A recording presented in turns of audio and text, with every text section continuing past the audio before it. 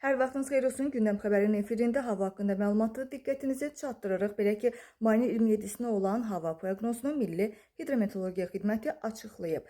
Məlumatda bildirilir ki, Bakıda və Abşeron yarımadasında hava şəraitinin dəyişkən buludlu olacağı, arabir tutulacaq, əsasən isə yağmursuz keçəcəyi gözlənilir.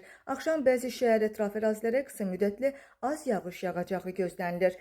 Şimal-qərb küləyi gündüz şimal-şərq küləyi ilə əvəz olunacaq. Havanın temperaturu axşam gecə 16-19 dərəcə isti, gündüz isə 25-30 dərəcə isti olacağı gözlənilir. Azərbaycanın rayonlarında isə havanın yağmursuz keçəcəyi, lakin axşama doğru bəzi dağlıq və dağ ətəyi rayonlarda arabir yağış yağacağı və şimşək çaxacağı ehtimalı var. Ayrı-ayrı yerlərdə qısa müddətli leysan xarakterli olacağı və dolu düşəcəyi gözlənilir. Gecə və səhər bəzi dağlıq ərazilərdə arabir duman olacaq, şimal-şərq küləyi əsəcək.